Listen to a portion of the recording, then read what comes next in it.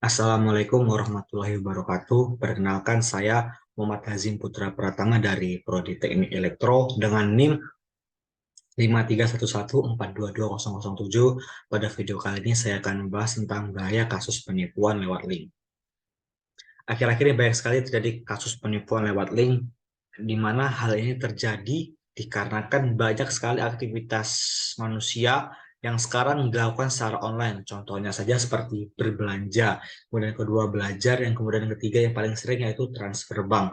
Nah, karena inilah banyak sekali oknum-oknum atau pelaku-pelaku yang memanfaatkan hal tersebut untuk melakukan tindak penipuan yang bisa merugikan dari si korban tersebut. Sementara Kominfo sendiri, yaitu Kementerian Komunikasi dan Informasi, telah menjelaskan bahwa ada 5 kasus modus penipuan yang sering terjadi di Indonesia. Yaitu yang pertama ada phishing, kemudian yang kedua ada farming, kemudian yang ketiga ada sniffing, kemudian yang keempat ada money mule, kemudian yang kelima ada social engineering. UU ITE dan perubahannya sendiri belum secara khusus tidak mengatur tindak pidana penipuan, akan tetapi dalam KUHP ada yang memuat perihal penipuan pada pasal 378 KUHP, di mana pada orang yang melakukan kasus penipuan tersebut akan ditindak pidana penjara paling lama 4 tahun. Kemudian ada juga pasal 28 ayat 1, yaitu dipidana dengan pidana penjara paling lama 6 tahun atau denda sebesar atau paling banyak 1 miliar. Nah, apa saja tanda-tanda link penipuan? Yaitu yang pertama ada link tersebut memiliki tautan hypertext, yaitu ketika link tersebut diklik akan menunjukkan ke halaman yang berbeda. Kemudian yang kedua, link tersebut memiliki karakter aneh, misalnya berupa singkatan atau gabungan karakter yang tidak jelas. Kemudian yang ketiga, ada domain link dibuat semirip mungkin seperti situs resmi agar dapat menipu korban tersebut. Kemudian yang keempat, ada link tidak relevan atau mencurigakan.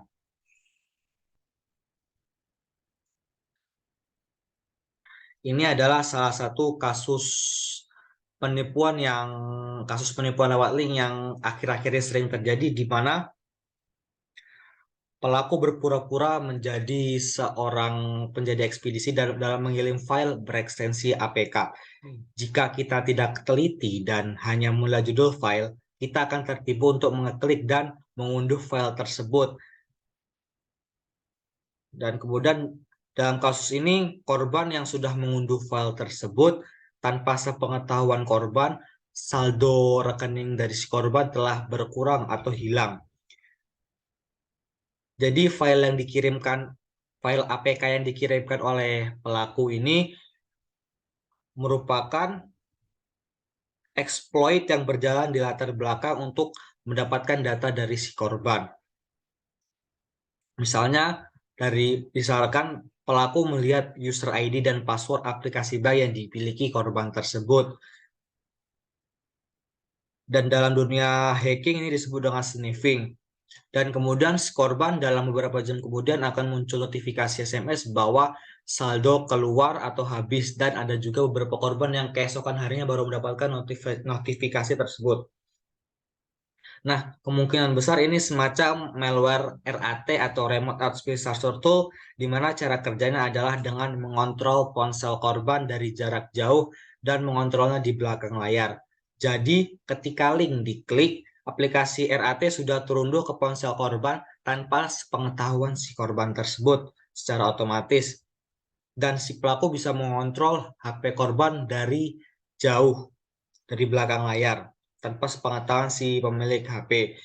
Dalam kasus ini, pelaku berhasil menguasai handphone korban dan dapat dengan mudah mengakses aplikasi keuangan yang terdapat pada handphone si korban. Dan akhirnya menguras atau mencuri saldo-saldo yang dimiliki oleh si korban tersebut. Nah, bagaimana sih cara kita untuk menghindari link penipuan ini? Yaitu yang pertama yaitu menjaga data pribadi, yaitu dengan jangan memberikan data pribadi ke orang yang tidak kita kenal. Kemudian yang kedua, jangan sembarang klik link. Karena saat kita menggunakan handphone, pasti kita akan kemungkinan sekali menemukan banyak link-link yang tersebar di internet seperti itu. Nah, pastikan link yang kita klik itu aman dengan mengecek URL-nya, yaitu dengan cara jika kita menggunakan PC atau laptop, dengan mengarahkan kursor ke link yang dikunjungi, kemudian cek bagian bawah kiri di halaman monitor untuk mengetahui link apa yang akan kita kunjungi tersebut. Dan jika kita menggunakan HP, yaitu dengan klik dan tahan saja pada link tersebut dan kemudian akan dikunjungi, kemudian akan muncul beberapa menu alamat lengkap dan tautan yang akan dikunjungi. Kemudian yang ketiga itu jangan mudah tergoda dengan sesuatu yang menggiurkan.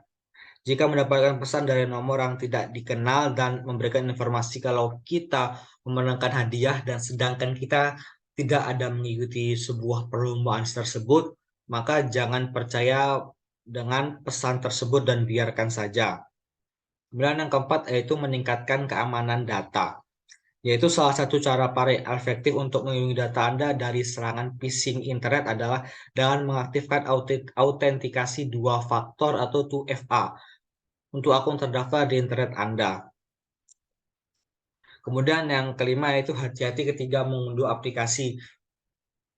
Jangan sembarang mengunduh aplikasi jika aplikasi tersebut mencurigakan, bisa saja ada malware yang bisa menyadap data pribadi kita.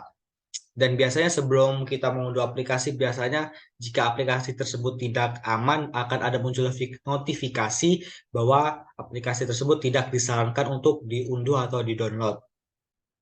Kemudian yang keenam yaitu jangan mencantumkan identitas diri ke media sosial. Nah, biasanya banyak sekali orang-orang yang mencantumkan data dirinya ke media sosial. Contohnya, misalkan memasukkan tanggal lahirnya di Facebook, di Instagram, atau di media sosial yang lain. Kemudian memasukkan misalkan nomor HP di datanya. Dan itu jangan dilakukan karena itu akan membuat para pelaku dengan mudah untuk melakukan tindak penipuan. Kemudian yang ketujuh yaitu hati-hati ketika menggunakan WiFi publik. Karena biasanya ketika kita menggunakan maksudnya ketika kita menggunakan WiFi publik, kita akan terhubung ke jaringan orang yang kita tidak tahu jaringan tersebut seperti apa, dan bisa saja di jaringan tersebut si pelaku bisa melakukan penipuan dari jaringan tersebut. Kemudian yang ke-8 ada dengan merahasiakan kode OTP. Kode OTP sendiri merupakan kode digital untuk setiap transaksi yang dilakukan secara online.